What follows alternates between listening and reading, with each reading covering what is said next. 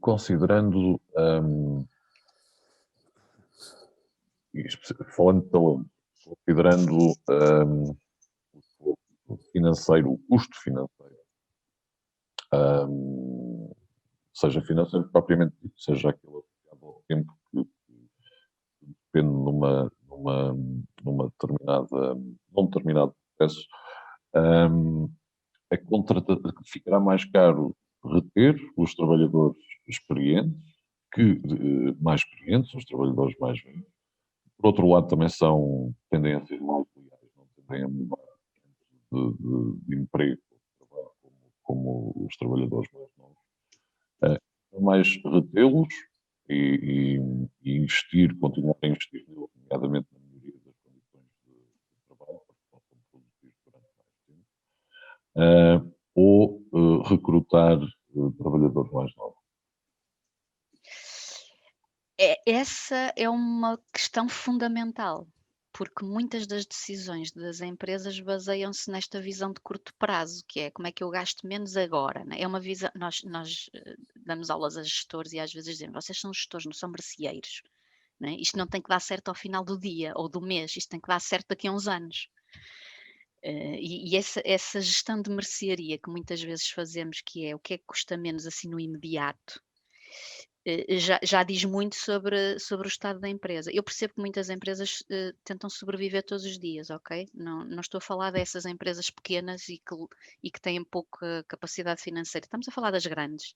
As grandes, as que dão muito lucro e que fazem precisamente isto. Porque mandando um mais velho embora, com o dinheiro dele, com o ordenado dele, contratam dois mais novos. A lógica é um bocadinho esta. Eu acho que há aqui algumas coisas que eu gostava de dizer, que é em Portugal, especificamente, nós não temos esta tradição de mandar embora mais. Nós não somos um país muito dado ao despedimento, até porque a lei ainda protege QB, ok? Mas são estas empresas muito grandes que normalmente não há volta à lei. Não é? Com as subcontratações, com os contratos a prazo e depois mandam embora e passar 3 ou 4 meses vão buscar o mesmo. Nós sabemos que isto acontece. E geralmente não são as mais pequeninas que fazem isto. Apesar de nós não sermos um país muito dado ao despedimento, o problema é os que vão parar ao desemprego com mais de 40 anos ou 45 estão numa situação muito frágil, porque dificilmente são reintegrados e esse é um problema grave. Em alguns setores pode ser mais barato ir buscar um mais novo, mas eu diria que isso só é possível num setor onde o tempo de aprendizagem é curto. Não é? Tarefas menos complexas, em que ao fim de um mês ou dois a pessoa já consegue fazer bem o seu trabalho, onde o custo de formação é baixo, não é? Trabalhos menos especializados. Menos se calhar, não só qualificados, mas também, sim, um bocadinho por aí, mas por exemplo, estou-me a lembrar do caso de uma empresa onde nós fizemos um trabalho de consultoria, que era uma indústria farmacêutica, e que o problema deles era não conseguirem arranjar técnicos de manutenção industrial. Não é propriamente um trabalho de médico ou de engenheiro, está a ver? Mas eles tinham muita dificuldade, porque era uma função que exigia uma expertise muito grande, tinham que lidar com determinadas máquinas. Esta gente ganhava muito mais do que alguns licenciados dentro da empresa, ok? E davam só luxo de dizer que não queriam ir, porque o mercado é mesmo muito competitivo aí.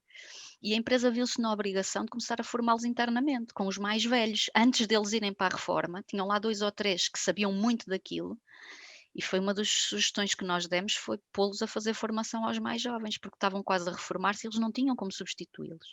E às vezes é esta questão que é o trigger para a mudança, que é eles confrontarem-se com esta dificuldade. E, portanto, há setores de atividade onde não é fácil a substituição. Isto aconteceu também com os médicos, não é? Agora, com a história da pandemia, foram buscar os reformados, afinal, ainda serviam para alguma coisa.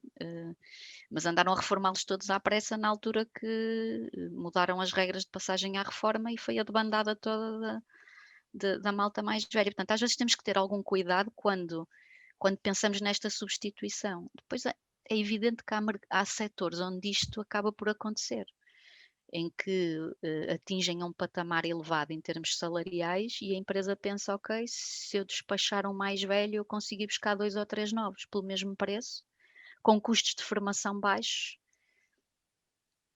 eu diria que o problema às vezes é o mercado, não é? Mas isto coloca numa situação mais frágil um grupo de população que precisa de mais apoio e de mais atenção das políticas públicas, e são sistematicamente os mesmos. Mais velhos, por conseguinte menos qualificados, porque nós no nosso país ainda temos isto. Os mais velhos são geralmente menos qualificados que os mais novos, é uma herança que temos da nossa história, não é? Infelizmente. São menos empregáveis, porque são menos qualificados e mais velhos. Geralmente têm ordenados mais baixos, menos acesso à saúde, mais deterioração do seu estado de saúde físico. E, portanto, é uma pescadinha de rabo na boca. Estas pessoas que ficam à margem do mercado são mais velhas, menos qualificadas, menos saudáveis e com menos dinheiro. Portanto, têm tudo para correr mal. E são estas que precisam de uma resposta, eu diria, das políticas públicas para a sua reintegração. Ou precisam de mais formação, precisam de serem capacitadas com outras competências para poderem integrar-se no mercado de trabalho, e pelo lado das empresas precisam de se diminuir esta visão estereotipada, perceber onde é que elas ainda podem ser úteis, perceber as vantagens que estas pessoas também trazem, embora estejam em menos bom estado físico, diria, não é? Mas têm outras vantagens. E precisam de incentivos do Estado para a contratação destas pessoas, não é? Porque o Estado, quando o problema era a integração dos jovens, criou as univas, criou os subsídios de apoio aos estágios profissionais, criou incentivos às empresas para a contratação de jovens, e até agora ainda há muito pouca coisa para a integração no mercado de trabalho dos mais velhos. Não se criaram ainda muitas estruturas de apoio para isto. Existem algumas, mas são tímidas, não é?